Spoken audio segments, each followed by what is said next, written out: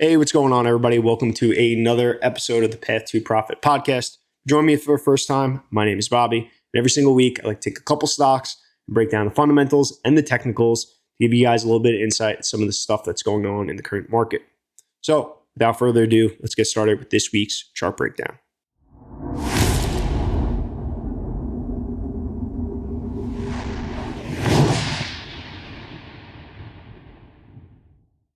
All right, as we do every week, down in the description, you can jump around. There's timestamps over there.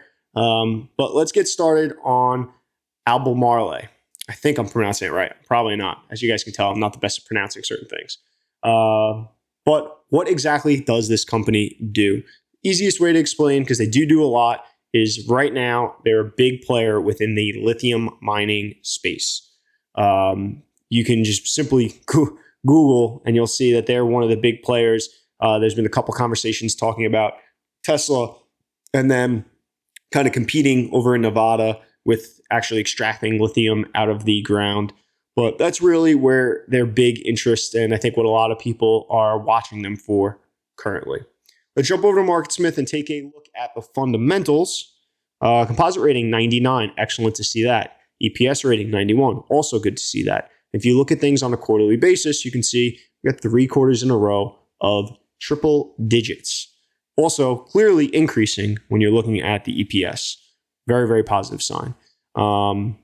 Looking at the sales, you can see last quarter, triple digit, 152% compared to last year. And even prior to that, sales were pretty good the last couple quarters and definitely increasing there as well. Positive sign. Looking at the number of funds, you can see a steady increase in the number of funds over the past quarter, which is a good idea to look at because you want to see what the big institutions are doing. That's what's going to move this stock. And we definitely see institutions putting their money to work with this one. Jumping over, looking at the funds, you can see there's 2 IBD mutual funds in this. There's a group of mutual funds that Investors Business Daily looks at as kind of like the higher tier that we want to see those type of mutual funds going to a stock. So 2 of them, which is definitely a good sign to see. And other than that, industry group 57 out of 197, which is just out of that top 40, but in the upper half. So there's definitely been some sector rotation going on. So be conscious of that. Maybe we'll see this one move. So just falling off here, but we'll keep an eye on that. Checklist on the Campos checklist with all my criteria, which follows CANSLIM. You can see we missed on the return on equity 10%. I like ideally 17, and then again the industry groups. But everything else passing across the board. And we could also look at the William J. O'Neill checklist, 100% right there. Very, very positive sign. So let's jump over to the weekly RS rating. You can see 84. I like to see in the 90s normally, but above 80 is okay. Ideally, 90. Anything below an 80 for me is a no-go. So at least we're still in the game with this one. You can see the RS line, however, had been in a pretty steep decline, but does look like it is starting to turn around. Now, this is one of the things that I actually just forgot to mention in terms of fundamentals. Their earnings are due in 10 days.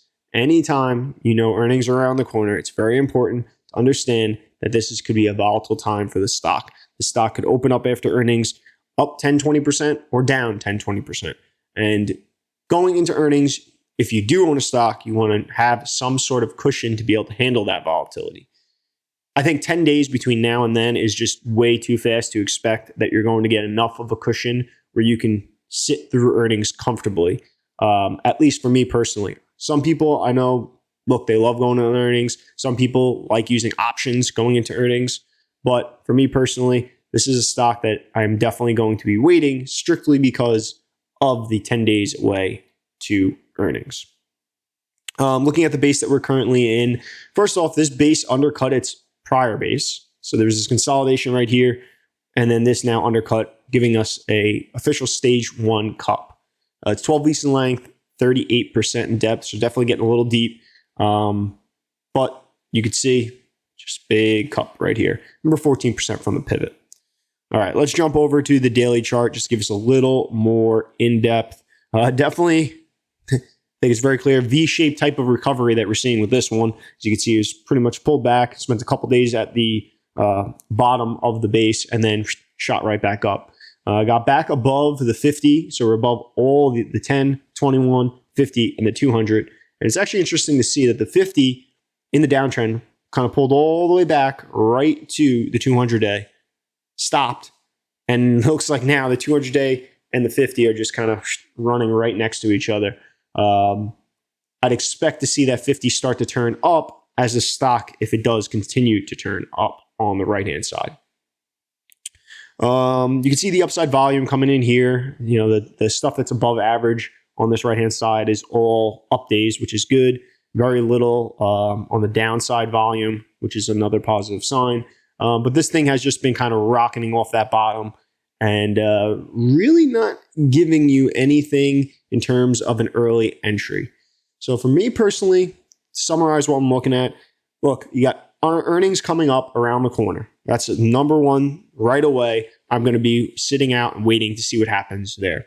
Number two, you're 14% from the pivot. You got plenty of time. And number three, there's just really no clear, easy, early entry type of place where I can truly define my risk, get into the stock, and feel comfortable. So I think given the story, given the fundamentals, this is definitely a watch list stock, 100%. Keep an eye on it. Is the buy right now for me? No. Time will tell. We'll see how the earnings reaction comes out. Look, ideally, we'll see a gap up on earnings and a breakout right through that pivot point and give you the perfect opportunity to entry, or even maybe a nice handle forming as we start to get near that pivot. So let's just see what happens. Keep an eye on this one. And that's really all I got on Albemarle. Appreciate everybody joining me this week. If you enjoyed this, as always, subscribe, turn on notifications. We do this and many other videos every single week. You can also check out top right-hand corner. That is another chart breakdown from this week. And in the bottom right-hand corner, that's the rapid review, the market review that we do every single week here. So that's all I got. Appreciate everybody joining me. Stay disciplined.